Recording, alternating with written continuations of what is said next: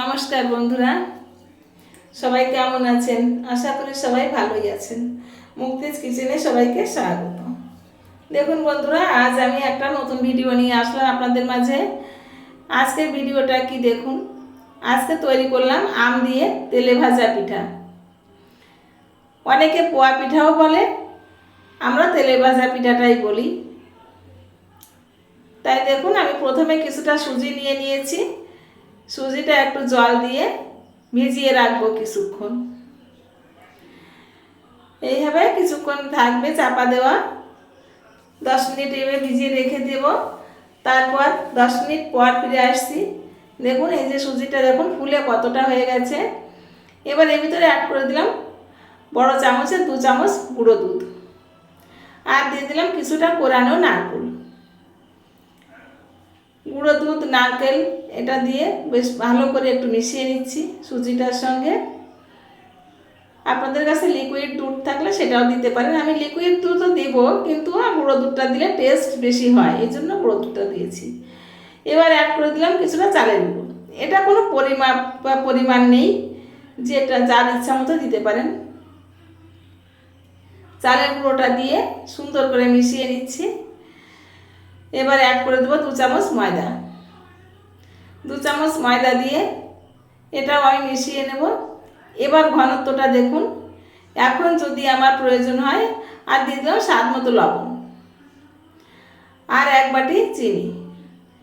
এইগুলো দিয়ে এই উপকরণগুলো সব একসঙ্গে সুন্দর করে মিশিয়ে নেব। এগুলো মিশাতে মিশাতে আপনাদের সঙ্গে কিছু কথা বলি বন্ধুরা। যদি আমার ভিডিওগুলো আপনাদের ভালো লাগে তাহলে একটু লাইক, কমেন্ট, শেয়ার করতে ভুলবেন না কিন্তু। এই যে দেখুন, এবার ঘনত্বটা কেমন হলো দেখে বুঝে তারপর আমি দুধ অ্যাড করব যদি লাগে। এবারে দিয়ে দিচ্ছি এই যে আমের পাল্প। আম থেকে আমি কিছুটা পাল্প বের করে নিয়েছিলাম। বের করাটা ওটা আর আপনাদের দেখানো হলো না। ওটা সবাই বুঝতে পারছেন কীভাবে আমের পাল্প বের করতে হবে। এবার আমের পাল্পটা দিয়ে সুন্দর করে মিশিয়ে নেব। আর অ্যাড করে দিলাম একটু গুড়। দেখুন এই যে আমের গন্ধ আর গুড়ের গন্ধ, এটা মিলেমিশে সত্যি এত সুন্দর একটা ফ্লেভার হবে, ভাবতেই পারবেন না বন্ধুরা। শুধু চিনি দিলে কিন্তু এই স্বাদটা পাবেন না।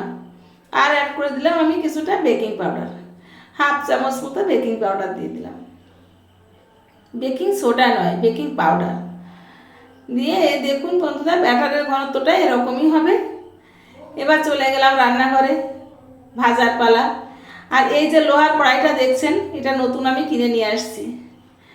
এই লোহার কড়াইটাতে পিঠে করতে এত ভালো, মানে আমি কিনে এনেই কিন্তু পিঠে করা শুরু করেছি। কোনো নতুন জিনিস কিনলে আমি যতক্ষণ ব্যবহার না করি আমার কিন্তু ততক্ষণ ভালো লাগে না। তাই একে মেজে পরিষ্কার করে নিয়ে আমি দেখুন পিঠে করা শুরু করে দিলাম। যাই হোক বন্ধুরা, আমার পিঠেগুলো কেমন হচ্ছে দেখুন।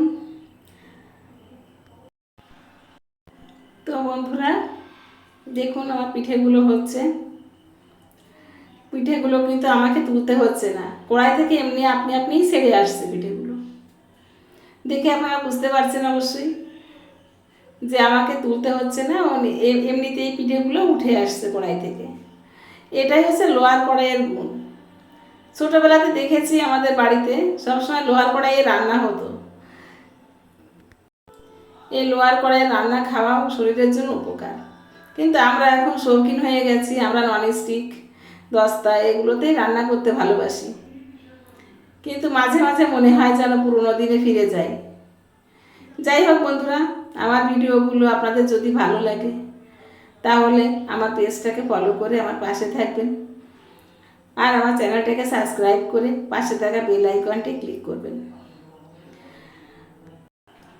বন্ধুরা আপনাদের একটা লাইক, একটা কমেন্ট আমাকে অনেক দূর এগিয়ে যেতে সাহায্য করবে।